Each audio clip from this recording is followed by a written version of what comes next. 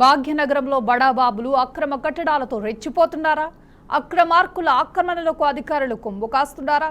ఎల్బీనగర్ జోన్లో ప్రస్తుత పరిస్థితులు చూస్తుంటే ఇది నిజమే అనిపిస్తోంది.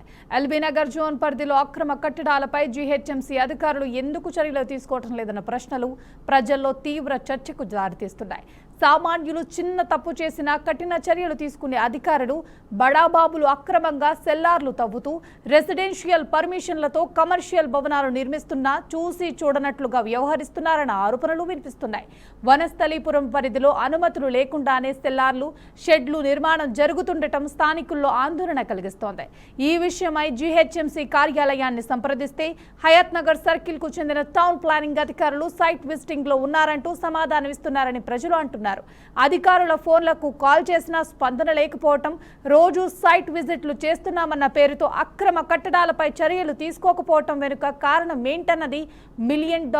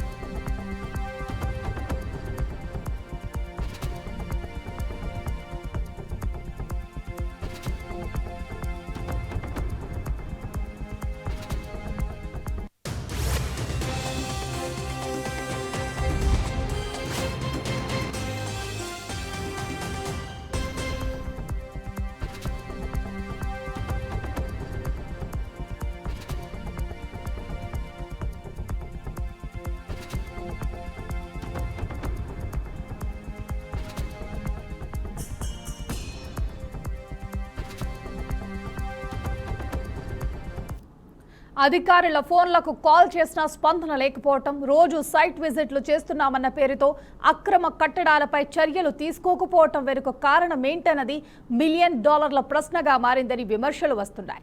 ఎల్బీనగర్ కూడలి వద్ద చంద్రపురి కాలనీలో 2025 ఫిబ్రవరి 5న జరిగిన ఘోర ప్రమాదం ఇప్పటికీ ప్రజల మనస్సులో మిగిలే ఉంది. డబుల్ సెల్లార్ నిర్మాణంలో భద్రతా చర్యలు లేకపోవడంతో గోడ కూలి 3 కూలీలు మృతి చెందారు. మరో వ్యక్తి తీవ్రంగా గాయపడ్డాడు.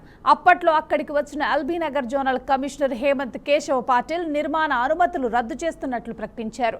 కానీ ఏడాది గడవక ముందే అదే స్థలంలో మళ్లీ నిర్మాణ పనులు కొనసాగుతుండటం పలు అనుమానాలకు తావిస్తోంది. ఇదే విధంగా ఓంకార్ నగర్ కాలనీలో ఒక ప్రైవేట్ కన్స్ట్రక్షన్ కంపెనీ 1400 గజాల్లో G+5 భవన నిర్మాణం చేపట్టింది. సెల్లార్ పర్మిషన్ ఉన్నప్పటికీ సాయిల్ టెస్ట్ చేయకపోవటం, మైనింగ్ పర్మిషన్ లేకపోవటం వంటి అంశాలు చర్చనీయాంశంగా మారాయి. సరూర్ నగర్ ఎక్సైజ్ కార్యాలయం పక్కన కూడా ఇదే తరహా నిర్మాణాలు కొనసాగుతున్నాయి. ఇప్పటికైనా LB Nagar zonal commissioner, mining department సంబంధిత అధికారులు స్పందించి అక్రమ కట్టడాలపై కఠిన చర్యలు తీసుకోవాలని ప్రజలు డిమాండ్ చేస్తున్నారు.